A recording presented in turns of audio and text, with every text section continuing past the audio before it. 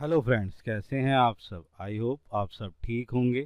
तो आज फिर हम तैयार हैं इंट्राडे एंड डिलीवरी के कुछ शेयर लेके, फ्यूचर एंड ऑप्शंस के कुछ शेयर लेके।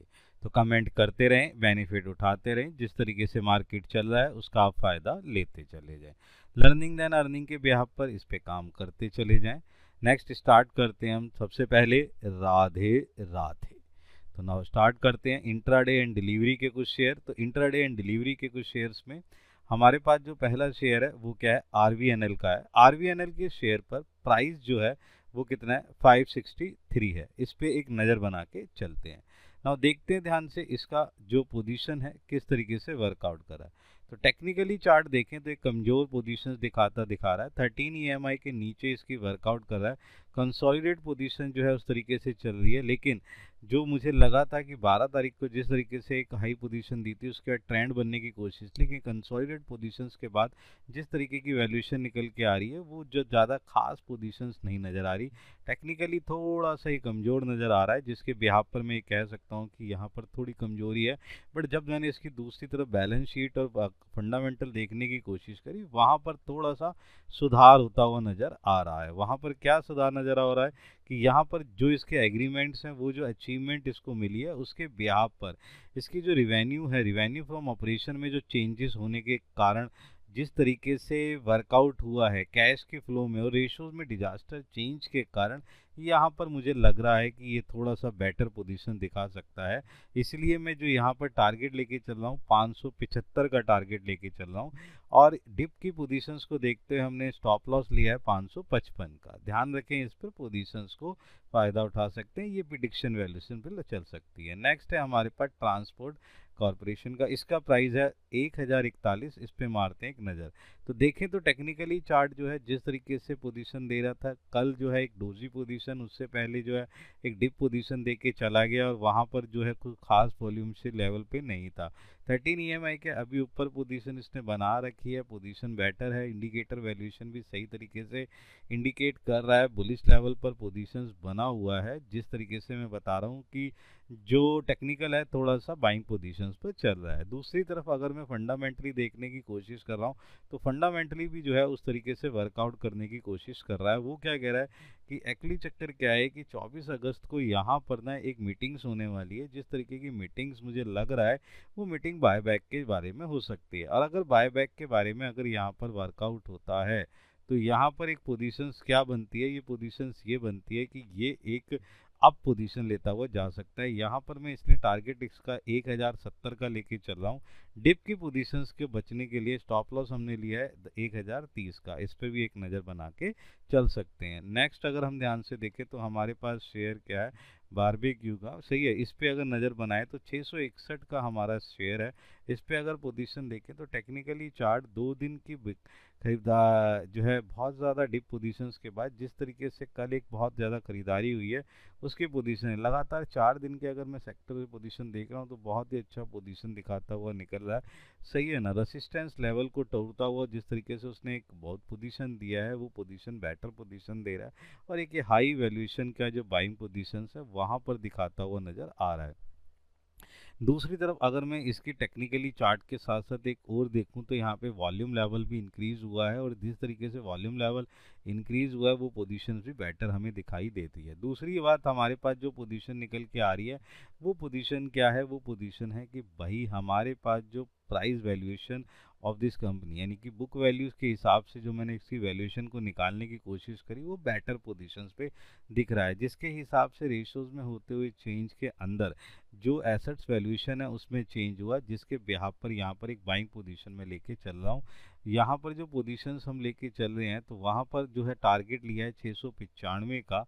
और डिप की पोजीशंस को देखते हुए यहाँ पर हम जो स्टॉप लॉस ले रहे हैं 648 पर। इस पे भी आप एक नज़र बना के चल सकते हैं और इसका बेनिफिट उठा सकते हैं। नेक्स्ट हमारे पास जो है वेल्सम्स का, इसका जो प्राइस है वो है 567 रुपये का। इस पर एक नज़र बना के चलते हैं। टेक्निकली चार्ट अगर हम ध्यान से देखें तो डिप पोजीशंस के डाउन ट्रेंड के बाद एक पोजीशन आई है बाइंग पोजीशन। उस बाइंग पोजीशंस पे मैं आपको एक वैल्यूएशन निकालता हुआ दिखाई दे सकता हूँ। यहाँ पर मैं कुछ चीज़ें आपको बताने की कोशिश करूँ कि किस तरीके से यहाँ पर वर्कआउट होता हुआ नज़र आ रहा है।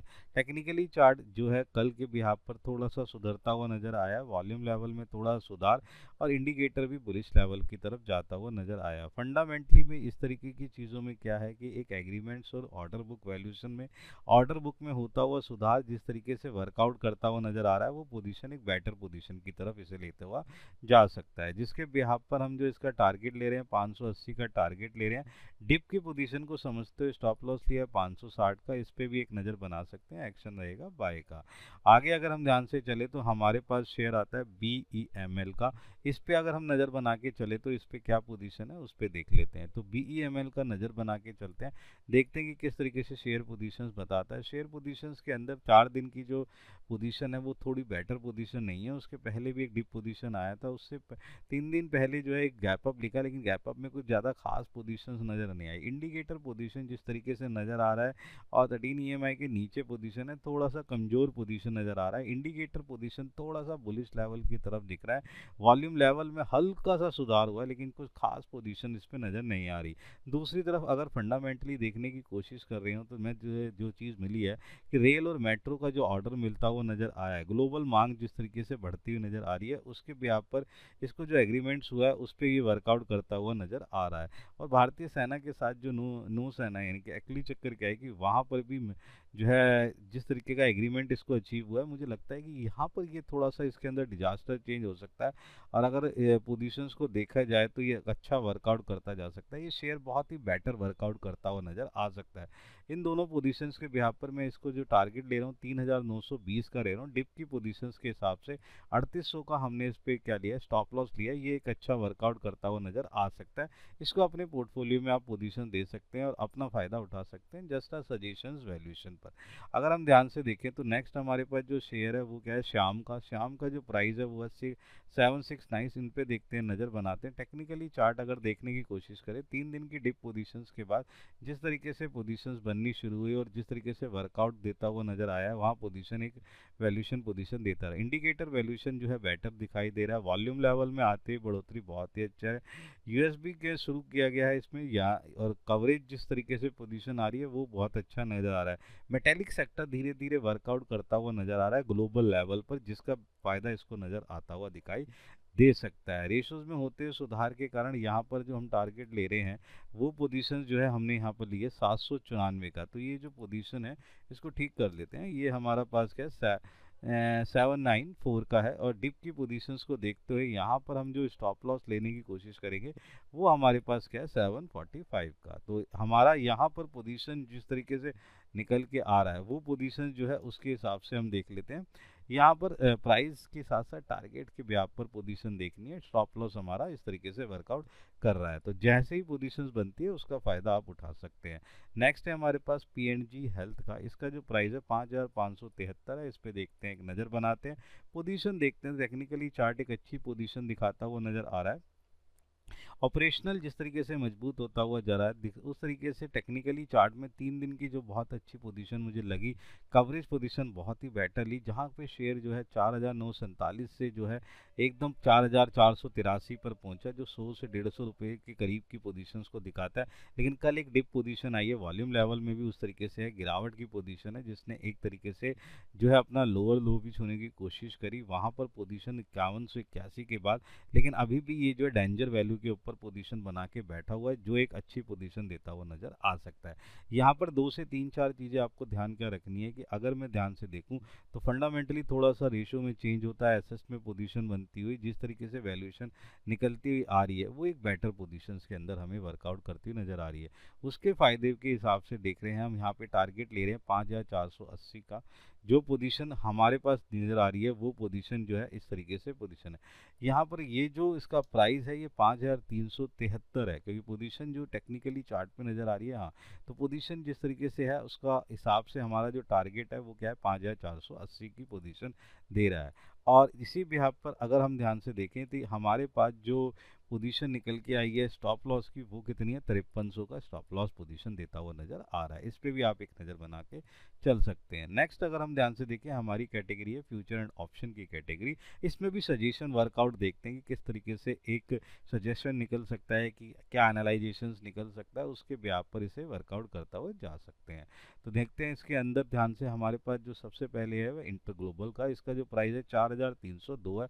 इस पे एक नज़र बना के चलते हैं, देखते हैं ध्यान से। टेक्निकली चार्ट जिस तरीके से नज़र आ रहा है वो चार्ट कुछ ज़्यादा खास नज़र नहीं आ रहा, और जिसके ब्याह पर हम ये कह सकते हैं कि थोड़ा सा कमज़ोर पोजीशंस पे नज़र आ रहा है एज पर टेक्निकली। 13 EMI के नीचे वॉल्यूम लेवल भी रेडेस्ट पोजीशन दिखाता हुआ, इंडिकेटर पोजीशंस भी उस तरीके से वैल्यूएशन नहीं दिखा रहा। लेकिन फंडामेंटली अगर हम इसको ध्यान से देखने की कोशिश करें, बैलेंस शीट में होता हुआ सुधार बहुत ही अच्छी पोजीशंस को देता हुआ दे रहा है। बहुत अच्छे अच्छे ब्रोकर्स हैं, उन ब्रोकर ने क्या करा है कि इसका लक्ष्य बढ़ा दिया है, जो 4400 से बढ़ाकर इन्होंने 50 to 25 तक कर दिया है, जिसका एक पोजीशन निकल आ रहा है। कहीं ना कहीं डील पोजीशन एक बेटर पोजीशन पे है, जिसमें बहुत बड़े बड़े ब्रोकर्स ने इसके ऊपर टारगेट को बढ़ाने की कोशिश करी है। इसके बिहाफ पर मैं जो यहाँ टारगेट ले रहा हूँ 4420 का ले रहा हूँ, और बाई पोजीशन के बिहाफ पर स्टॉप लॉस लिया है 4270 का। इस पर भी आप एक नज़र बना के चल सकते हैं। नेक्स्ट है हमारे पास HUL का, इसका भी ना धीरे धीरे पोजीशन जिस तरीके से बढ़ता हुआ नज़र आया, वो पोजीशन बहुत ही बेटर नज़र आ रहा है। HUL के ब्याज पे प्राइस जो चल रहा है इसका 2793 के ब्याज पर पोजीशन देख रहा हूँ, तो टेक्निकली चार्ट में कल होता हुआ सुधार एक बेटर पोजीशन दिया, बहुत अच्छी गिव पोजीशन उस तरीके से वैल्यूएशन में निकाली है, और उस तरीके से वैल्यूएशन को निकला है। और जिस तरीके से पोजीशन वहाँ पे निकली है, टारगेट हमारा रहेगा 2830, उस पर पोजीशन बनाते हुए चल सकती है।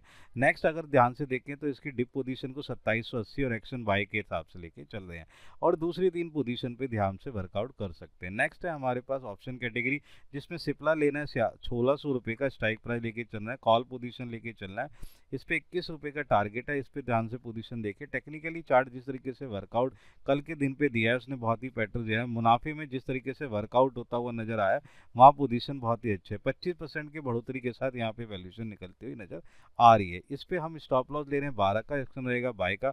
इस पे भी आप एक नज़र बना के चल सकते हैं।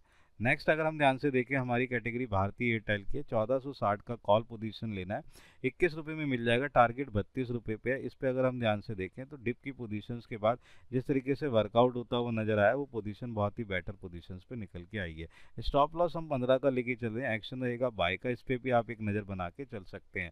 टेक्निकली चार्ट थोड़ा कमजोर होने के बाद, लेकिन F&O से बाहर आने के बाद इसमें एक मजबूती सी नजर आने की कोशिश करिए। जिस तरीके से भारतीय एयरटेल अपने ग्राहकों को बढ़ाता हुआ नजर आ रहा है, मुझे लग रहा है इसके ऊपर पोजीशन बेटर बनती हुई नजर आ सकती है। तो ये कुछ ऐसे शेयर हैं जिस पे आप अपना फायदा उठा सकते हैं, वर्कआउट कर सकते हैं।